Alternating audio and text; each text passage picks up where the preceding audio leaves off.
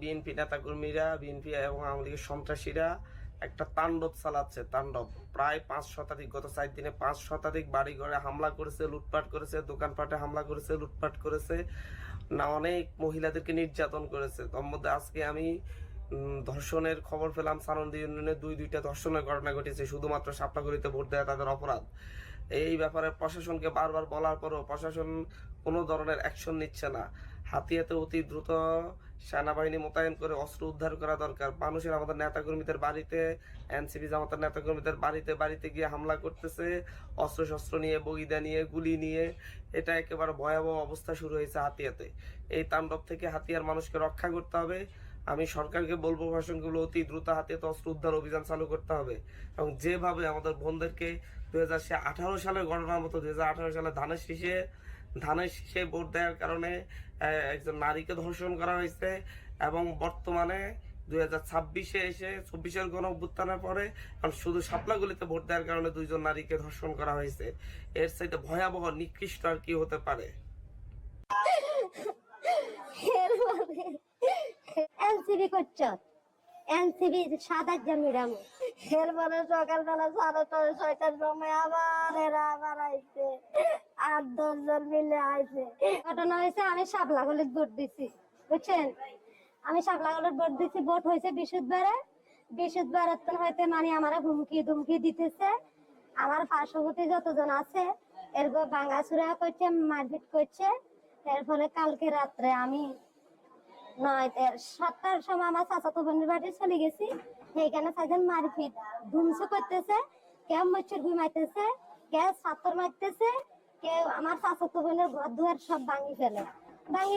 এরপরে আমি সেখানে গেছি। একটা বাড়ি আমার মাথা ভাই পড়েছে। বাড়ি করার লাগে আমার স্বামী আমার ঘরে লিয়ে আসছে। আমরা ঘরে কথাবার্তা করতেছি, দুম করে আমার দুয়ার ভাই লাতে দিছে রাতের 11টার সময়। দুম করে যখন রাত্রের বেলা যান আমার ঘরের দরজা ভাই লাতে দিছে। লাতে দেওয়া আমি দরজা খুলছি আর তারা ঠাম করে 3জন ঢুকে গেছে। 3জন, একজন হলো কালা ইমরান, একজন হলো রহমান, আর একজন হলো রুবেল। এরা 3জন আমার ঘরে ঢুকে গেছে। এনসিবি করছো, এনসিবি 7-8 ম্যাডাম, এনসিবি 7-8 দেখামো। এ কথা কয়ে আমার স্বামীর আমি ঝালমুড়ি খাইতেছি। আমার স্বামীরে নিয়ে এরকম মানে রুম, আর একটা রুমে নি দরজা মারি থইছে।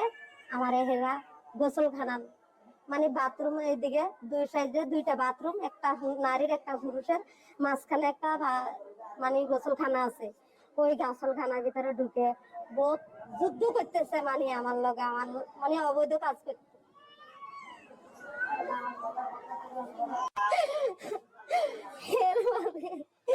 এরপরে আমি দিতে চাই না, জোর করে একবার গেছে, এরপরে চলে গেছে।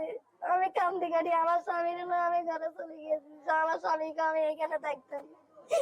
এরপরে সকালবেলা 6:30-6টার সময় আবার আইছে, 8-10 জন মিলে আইছে।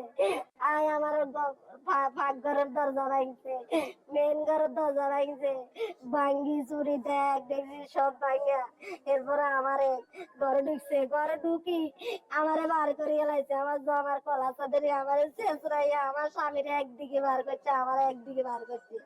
শাপলাগুলির ভোট দিছ, শাপলাগুলির ভোট কেন দিলি? বউ আটকে আছে, সাইতিবার আছে। এর ফলে আমার লই গেছে, আমার স্বামীরে মারপিট করে রাত এক মাথার মধ্যে জানি তোলে আরেক মাথা দি মারি কোসা। এরপরে আমার নিয়ে গেছে, আমার স্বামীরে লাই গেছে, আমার লাই গেছে নেই।